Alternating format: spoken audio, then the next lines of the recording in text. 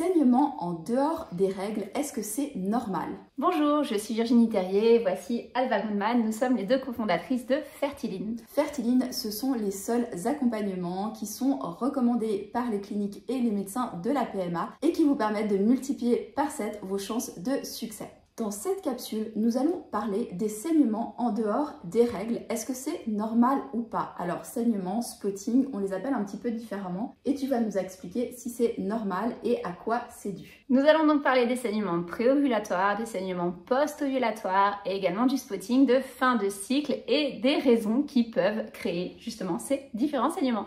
Si vous aimez nos contenus et qu'ils vous aident, il est hyper important de les liker, de les commenter et de les partager. C'est de cette manière que vous allez faire en sorte qu'ils soient connus par de plus en plus de personnes qui, comme vous, ont besoin d'être aidées sur leur parcours de fertilité. Évidemment, n'oubliez pas de vous abonner à cette chaîne pour recevoir tous les contenus et pour en apprendre plus sur la fertilité et la PMA. Tout d'abord, avant d'aborder chaque phase, il faut comprendre que n'importe quel saignement, que ce soit un spotting, que ce soit un saignement un peu plus franc, en dehors des règles, signifie que l'endomètre est en train de se dégrader, puisque la majorité des saignements sont des saignements utérins qui sont en lien avec justement notre endomètre. Dans tous les cas, si des saignements se répètent, il est toujours pertinent de demander conseil à votre gynécologue et d'aller mener peut-être des investigations supplémentaires qui vous permettront d'en comprendre vraiment l'origine. Dans cette vidéo, nous allons parler de différents moments du cycle sur lesquels il est possible parfois de constater des saignements en dehors des règles et de la signification de chacun des moments. Et de façon générale, est-il normal d'avoir des saignements en cours des cycles, c'est-à-dire en dehors des règles? Eh bien non, c'est toujours un signe de dysfonctionnement. Ce n'est pas forcément un dysfonctionnement grave, mais c'est souvent un signe de déséquilibre hormonal, de déséquilibre au niveau de l'endomètre. Et en tout cas, il faut porter attention à ces saignements et essayer autant que possible de comprendre et de les résoudre. Commençons tout d'abord par les saignements les plus courant qu'on appelle le spotting de fin de cycle. Ce spotting de fin de cycle, il est présent chez à peu près 30 à 40% des femmes. On peut dire qu'il n'est pas forcément anormal, mais il n'est pas forcément normal non plus. Lorsqu'on a un saignement, un spotting en fin de cycle, cela veut dire que quelques jours avant nos règles, on ne va pas avoir tout de suite des règles franches, mais on va avoir des légers saignements qui en général seront légèrement sombres ou marrons, et donc ce spotting est en lien avec une chute un peu trop précoce de notre progestérone. Au cours d'un cycle, lors de la première phase du cycle qu'on appelle la phase folliculaire, notre contexte hormonal est plutôt sous imprégnation de l'œstradiol, des œstrogènes, ce qui permet à notre endomètre d'épaissir, et une fois que l'ovulation a eu lieu, le corps jaune, qui est donc le reste, qui est le follicule restant de l'ovocyte qui a été ovulé, va se mettre à produire des hormones. Il va se mettre à produire de l'œstradiol pour maintenir l'épaisseur de l'endomètre, mais aussi de la progestérone qui va venir irriguer cet endomètre. Et les règles vont arriver au moment où la progestérone chute radicalement, c'est-à-dire en fin de cycle. Mais si cette progestérone commence à chuter de façon beaucoup trop précoce, puisque justement le corps jaune est peut-être un petit peu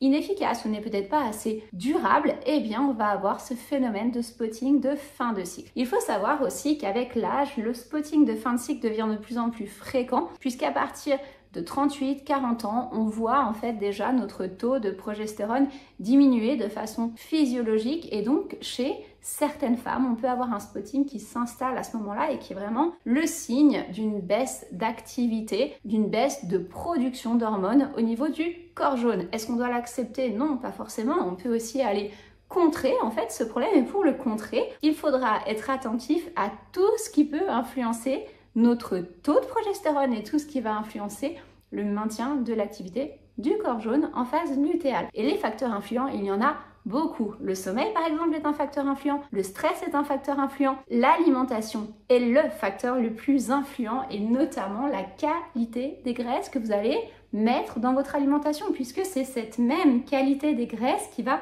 influencer vos productions hormonales. Et donc, si votre alimentation n'est pas suffisamment riche en graisse, ou si elle n'est pas suffisamment équilibré au niveau du type de graisse que vous allez avoir, eh bien vous risquez d'avoir du déséquilibre hormonal de fin de cycle beaucoup plus rapidement que ce qui devrait être. Dans tous les cas, Un spotting de fin de cycle qui arrive donc avant la survenue des règles est un indicateur de déficit en progestérone et le meilleur moyen que vous avez pour le résoudre est d'améliorer votre propre équilibre hormonal interne, l'efficacité de votre corps jaune. Il existe énormément de moyens pour le faire. Par contre, cela peut se trouver à différentes phases du cycle. Parfois, pour améliorer la progestérone en fin de cycle, il faut améliorer la qualité de la phase folliculaire et la qualité du follicule en lui-même qui va pousser. Ça demande parfois une analyse un petit peu plus profonde. Ce qui est important, c'est déjà de changer certains paramètres de votre mode de vie pour améliorer cette qualité, cette quantité de progestérone en fin de cycle. Effectivement, si ça ne fonctionne pas et que vous êtes dans un désir de conception, que vous êtes en situation par exemple d'infertilité, eh bien ça vaut vraiment le coup d'aller porter une intention particulière là-dessus et de pouvoir modifier ce spotting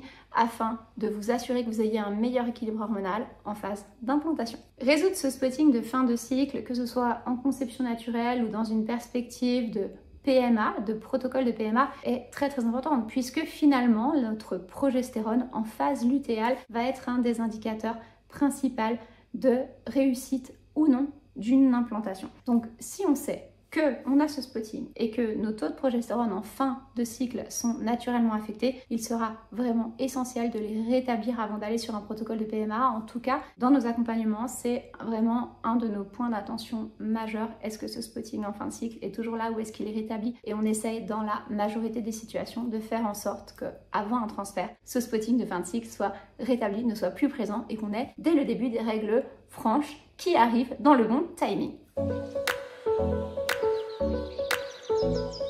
Il est aussi possible d'avoir un deuxième type de spotting, un deuxième type de saignement en dehors des règles, c'est le spotting préovulatoire, juste avant l'ovulation. Ce spotting-là, comme tous les autres spottings, n'est fondamentalement pas normal, il doit attirer notre attention et on doit le comprendre un petit peu mieux. Donc qu'est-ce qui se passe dans cette phase finalement préovulatoire? Il peut se passer plusieurs choses. Déjà, la phase préovulatoire directe, c'est-à-dire vraiment les 24-48 heures avant l'ovulation, c'est une phase sur laquelle on va avoir une remontée du col de l'utérus et une ouverture du col de l'utérus. Si on a par exemple une infection au niveau de notre endomètre qui est très proliféré à ce moment-là, eh bien cette infection peut ressortir par justement des saignements. Donc des saignements préovulatoires peuvent être le signe d'une infection de l'endomètre et par exemple d'une endométrite, d'une inflammation. Et dans ce cas, il sera peut-être pertinent d'en parler à votre gynécologue et d'aller mener des investigations qui vous permettront de savoir s'il y a ou non une infection, une endométrite. Une autre raison de saignement préovulatoire, de saignement au moment de l'ovulation, ça peut être une forme d'épuisement de l'œstradiol. Vous savez qu'en phase folliculaire, vos follicules et donc vos ovocytes vont grandir sous l'effet en fait de l'œstradiol. Le follicule en lui-même produit de l'œstradiol qui va faire maturer l'ovocyte qui est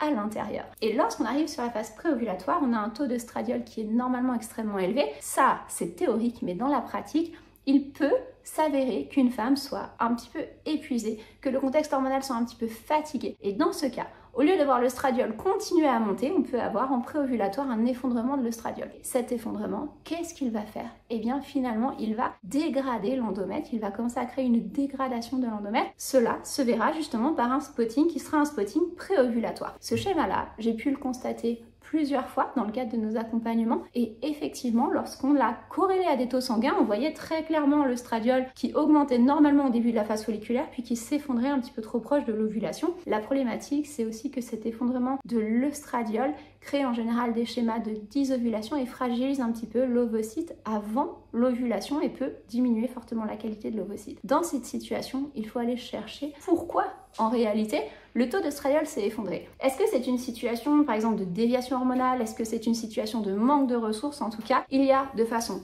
évidente quelque chose dans notre corps qui fait que notre système hormonal n'arrive pas à produire suffisamment d'hormones jusqu'au moment où on a ce pic d'hormones et qu'il s'épuise avant. Et là, il faut identifier et aller corriger cette mécanique puisque par exemple, si vous faites un protocole de PMA avec ce schéma-là, il y a de grandes chances que votre stimulation ne donne pas de très bons résultats puisque de la même façon que sur le cycle naturel, vous risquez de rentrer un petit peu en épuisement de l'œstradiol en fin de stimulation. Donc c'est vraiment un point d'attention majeur. Lorsqu'on a un spotting vraiment juste avant l'ovulation, cela indique soit une mécanique hormonale en épuisement en fin de phase folliculaire, soit une problématique effectivement infectieuse ou inflammatoire au niveau de l'endomètre et quel que soit le problème, ces problèmes-là doivent être réglés avant d'aller sur tout protocole de PMA et idéalement avant d'aller sur une conception.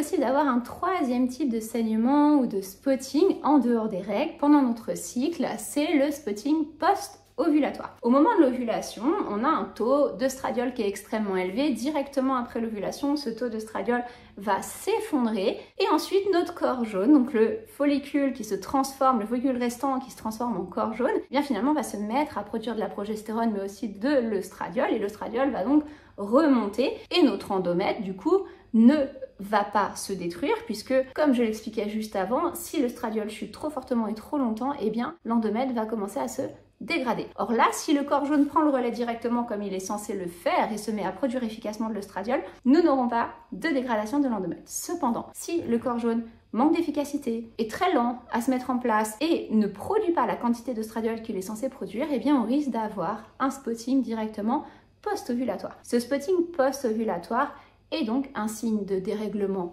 hormonal et un signe de lenteur et de manque d'efficacité du corps jaune. C'est très important puisque en fait ce corps jaune, il remplit des fonctions essentielles pour l'implantation, il remplit effectivement les fonctions endocrines, de production d'hormones, de production d'œstrogènes, de production de progestérone qui sont essentielles à l'anidation, mais il ne fait pas que ça. Il produit aussi des facteurs vasculaires qui vont aider en fait l'embryon à s'implanter et à tout de suite avoir le bon apport en sang, le bon apport en nutriments. Donc si votre corps jaune donne des signes de faiblesse, eh bien évidemment, il faut travailler sur son efficacité. Donc vous l'aurez compris, quel que soit le moment du cycle sur lequel vous repérez un spotting ou des saignements en dehors des règles, cela demande de l'attention, de la compréhension et demande de mettre en place des actions pour améliorer vos chances de conception, que ce soit sur une conception naturelle ou sur une conception via la médecine de la reproduction.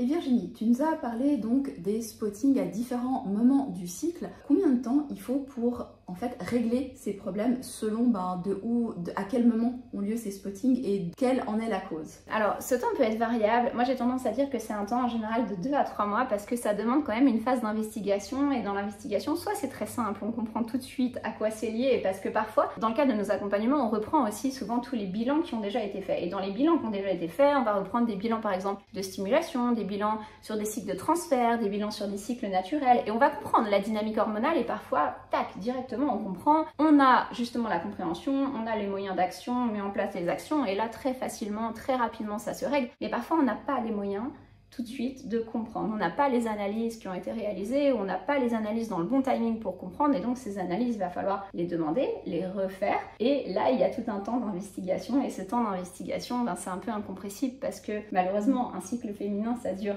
1 mois et donc si on veut analyser un cycle total, il nous faut déjà 1 mois pour l'analyser par le biais de courbes, par le biais parfois de dosages hormonaux. Donc on va mettre au moins 1 mois à 1 mois et demi peut-être à comprendre la situation, à mettre en place des actions et là il faudra encore un petit temps pour que ces actions portent leurs fruits. Donc je dirais en général on va avoir vraiment un temps de résolution qui va être entre 2 et 3 mois mais par contre je crois que ce temps, très franchement, ça vaut le coup de le prendre parce que quelque part, quand on est dans des mécaniques justement de protocoles de PMA, de transferts qui sont en échec ou de FIV qui sont en échec, en réalité, tous les traitements de PMA ne vont faire que amplifier notre propre système. Des dérèglements en fait. Et donc si on a du dérèglement, on va amplifier du dérèglement. Donc c'est vraiment une chose qu'on oublie à la base en fait.